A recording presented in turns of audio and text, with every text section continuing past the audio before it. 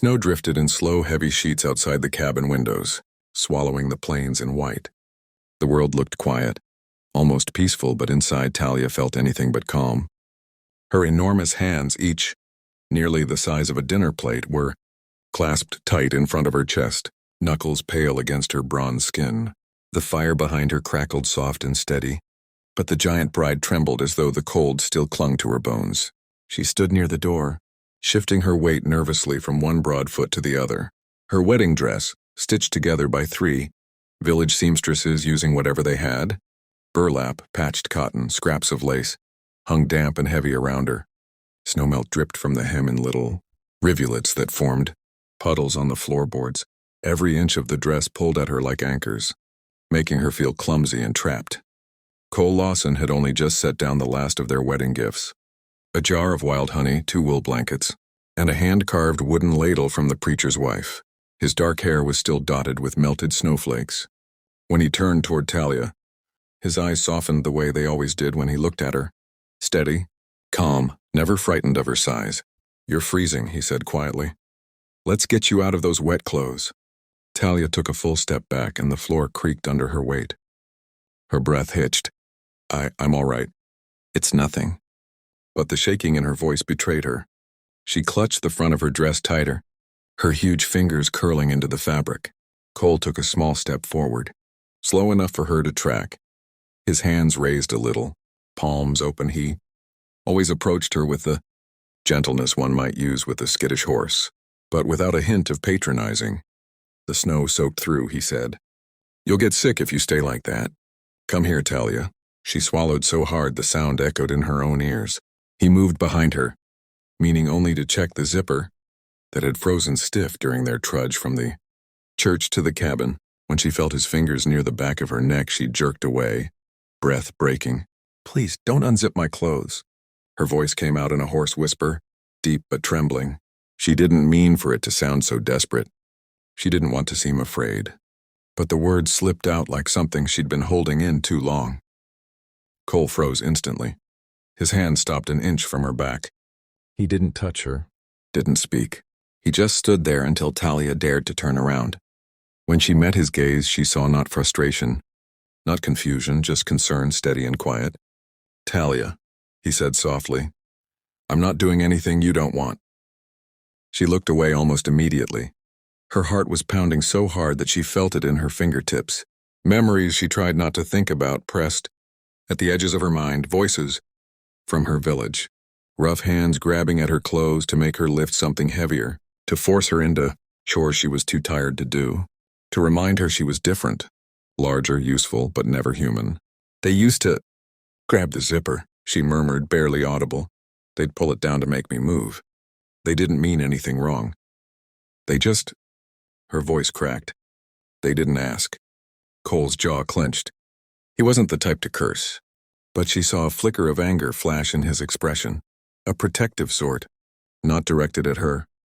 He stepped back a full pace to give her space. "No one touches you without your say," he said firmly. "Not then, not now, not ever again." Her eyes lifted slowly, meeting his with a mixture of disbelief and hope. People had treated her kindly before, out of fear or politeness or pity, but no one had ever put her comfort above what they wanted from her. No one had ever given her room to breathe. "I'm sorry," she whispered. "I ruined our first night." "You didn't ruin anything," he replied immediately. "You told me a boundary. That's something I'm grateful for, Talia." She blinked, taken aback. He was grateful? Cole walked over to the bench near the fire and picked up a thick wool blanket, the same one he'd packed into his saddlebag this morning before the wedding. He approached her again, slower this time, keeping his movements easy and open. "May I?" he asked, holding the blanket toward her. Talia hesitated, then nodded. He draped it gently over her shoulders, trying not to startle her. Even with the blanket, she shivered as the heat from the fire slowly seeped into her chilled skin. Her long braid dripped melted snow onto her collarbone. Cole stepped back again once the blanket was secure. "See, we'll warm you up like this," he said softly. No zipper needed. Talia's hands loosened their grip on her dress. A breath she didn't know she'd been holding slowly left her chest. The fear didn't vanish entirely. It sat there like a shadow, but for the first time since stepping inside the cabin, She felt something else too. Safety. Still, she kept her gaze low. Cole, why aren't you upset? Upset? He let out a soft breath of disbelief. Talia, I married you because I want a life with you, not because I expect you to do anything. Tonight or any night you aren't ready for. Her chest tightened, not with fear this time, but something warmer, unfamiliar. The wind howled outside, rattling the shutters. Snow slapped the cabin walls. But inside, between the glow of the fire and the gentle patience in Cole's voice, the storm inside her began to calm. I'm trying, she said quietly. I don't know how to be a wife yet. You don't need to know tonight, he answered. We take things at your pace. All you have to do right now is keep warm. Talia let out a shaky laugh, so small and fragile it almost didn't sound like her. She sank onto the edge of the bench, the blanket swallowing her massive shoulders. Cole busied himself quietly by the fire, giving her time to breathe, time to settle. For the first time since the wedding bells had rung, Talia felt like maybe, just maybe, this marriage wasn't another cage. Maybe it was the beginning of a home. The storm had thickened by the time Cole finished tending to the fire. The wind roared like a living thing, slamming snow against the cabin, walls hard enough that Talia felt each thud through the floorboards. She sat wrapped in the wool blanket, tucked so tightly around her broad shoulders that only her face peeked out. Her damp braid rested over her chest, heavy with melting snow. The warmth of the fire licked her skin in slow waves, but her hand still trembled softly in her lap. Cole moved quietly, lighting a lantern on the table, then hanging her soaked veil near the hearth to dry. He didn't look rushed or annoyed, just focused, like everything he did mattered. And that feeling, that gentleness, unnerved Talia more than anything else tonight. She watched him through lowered lashes. He worked with the ease of a man used to storms and long nights alone. Yet there was a new calmness in him, one she realized was meant for her. Everything he'd done since they arrived felt like an unspoken reassurance. You're safe. I won't push you. I won't reach where you fear. Talia swallowed. She wanted to speak, but her voice felt trapped somewhere in her chest. Cole finally glanced her way. Tea's almost ready, he said, lifting the kettle from the fire. It'll warm you better than the blanket. The simple domesticity of it, him brewing tea, her sitting by the fire, felt unreal.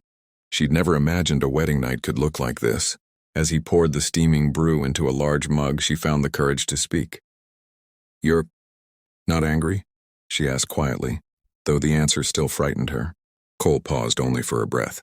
Then he set the mug on the table beside her and crouched down to be at eye level. Snowflakes still clung to the ends of his dark hair, melting slowly. Why would I be angry? He asked softly. Because I refused you, she whispered. The words tasted bitter. Tonight, on our wedding night. You didn't refuse me, Cole said without hesitation. You refused something that scared you. That's different. Talia frowned, looking away. She'd lived her whole life with people deciding what she owed them. When she worked because they expected it. When she was quiet, it was because they told her to be. She'd never had the right to choose. You really think that? She murmured. Cole smiled a little, soft, not mocking. Talia, I know that. His certainty almost hurt. It pressed against that place inside her where all her old fears lived. She tightened her grip on the blanket. You tried to pull the zipper, she said, unable to stop the tremor in her voice. For a reason, he replied gently. You were soaked through and shaking so hard I thought you might collapse. I wasn't trying to undress you for anything else. I was trying to keep you from freezing. She blinked, clarity hitting her slowly. She remembered how cold she'd felt, how heavy her dress had been, how the zipper was crusted with ice from the storm. She remembered not being able to breathe as the past surged up like a shadow. Cole continued, voice warm and firm. You didn't ruin anything. You didn't do anything wrong. All you did was tell me something important. Talia's lips parted. What do you mean? That you have scars, wounds, fears. He tilted his head slightly. And I'm your husband, Talia. I'm supposed to help you carry those, not cause more. Something cracked inside her, quiet, painful, necessary. Cole rose from his crouch and walked to the shelf where he kept his tools. He picked up a pair of shears, turning them over in his hand. Talia stiffened instinctively, her muscles tensing beneath the blanket. What are you doing? She asked, her voice barely above a whisper. I'm going to help you get warm, he said simply, approaching slowly. But we're staying away from the zipper. Talia watched him with wide eyes. Her heart thudded loudly in her chest. When he came close enough, he stopped and lowered himself to one knee. "May I?" he asked. It wasn't just a question about the dress. She knew it. He was asking for permission to approach the parts of her she guarded closely. Fear, shame, memory, the parts no one had ever bothered to ask about. Talia felt that same warmth rise in her chest, the one she didn't know how to name yet. She swallowed hard, then nodded.